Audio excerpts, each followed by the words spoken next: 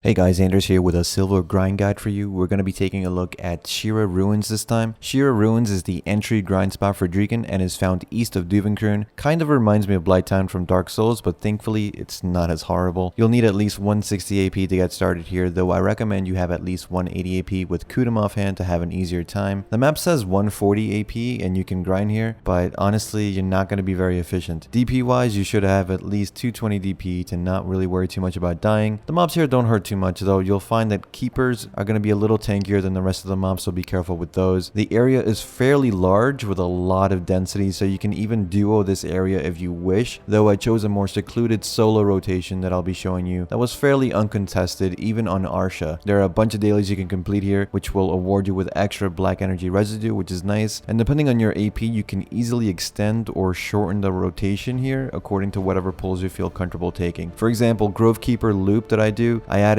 once I started over clearing the main circle rotation, but you can simply avoid that area and continue grinding at your speed. For reference, I filled about 7 Marnie stones per hour with the current gear I have on my archer. The main reason to grind Tshira Ruins is for combat and skill XP. Money is actually not too bad, but it relies mainly on the crystal and the rare drop from this zone. The current best in slot ring drops here, the Eye of the Ruins ring, and it sells for 75 million silver, which is really nice, but the crystals sell only for around 20 million and they're uncommon. I only got 3, right? But there are no scroll drops either in Dragon, so if you're looking for memory fragments and T9 materials, you're out of luck. I was running 1 T4 and 4 T3 pets with 12% knowledge drop rate and S rank knowledge on most of the mobs, though I did not fight Kavadiak, which is the mini boss in this area. You'll need a party if you want to kill him. I grinded 4 hours on Arsha and the rest on normal servers and found drops to be comparable in Arsha. Obviously I got a little bit more common items when I was grinding on Arsha, but I wouldn't say it was much better than normal servers. If you can and feel okay with defending your area a few times, grinding Arsha is still worth it. Node level was 5 through all but the first hour, and honestly I didn't seem too RNG carried for the most part. I dropped just 1 Ruins ring in 10 hours, 3 crystals, 29 Garmoth scales, 64 dragon scale fossils, and 55 blackstones altogether. Average was around 29 million silver per hour, and that is including market tax using a value pack. You'll want to invest in the Tshira Ruins node if you want to level a spot for drops, and you can use Duvenkroon for repairs and replenishing your potions. A lot easier if you have a tent, of course,